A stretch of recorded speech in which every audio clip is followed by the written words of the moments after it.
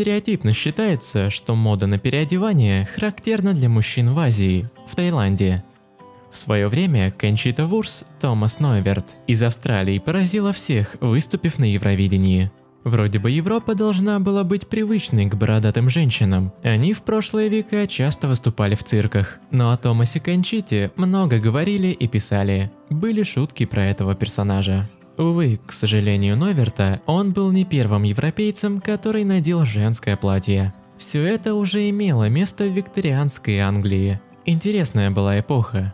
Мне кажется, отчасти люди повернулись, потому что появилась возможность делать фото. Вот тогда и начали развлекаться, кто как мог. Популярны были портреты без головы, когда одна из самых главных частей тела фотохудожником снималась шея и переносилась куда-нибудь в другое место снимка. Сейчас это сделать очень легко, есть Photoshop. А в те времена фотограф должен был быть мастером, чтобы сделать необычный снимок. Фотографировали и усопших родственников, будто они еще живы. Всякое бывало. Сохранилась целая коллекция снимков, где мужчины позируют в женских платьях. Зачем они это делали, объяснить трудно. Пожалуй, забавы ради. Самые показательные карточки по теме из той эпохи – это семейные фотографии, где жена одета в мужской костюм, а ее супруг в дамское платье. Англичане, жившие в викторианскую эпоху, считали это остроумным. Что ж, их можно понять. Но я бы хотел рассказать про один из наиболее ярких примеров, когда мужчины переодевались в женские платья. Как-то раз, а именно 28 апреля 1870 года, полицейский остановил на улице двух дам. Девушки представились Фанни и Стеллой.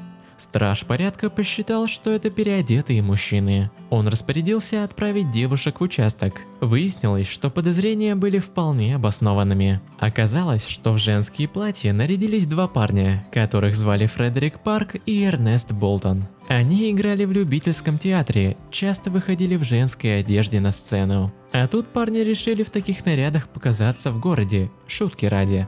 И неудача, попались на глаза полицейскому.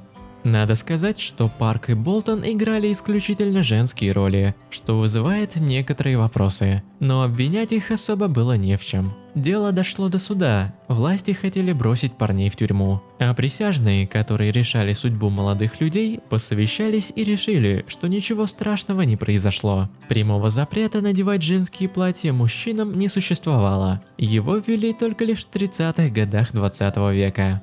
Поэтому Парк и Болтон, уплатив небольшой штраф за мелкое хулиганство, покинули здание суда. Но, как видите, их поступок вспоминается до сих пор.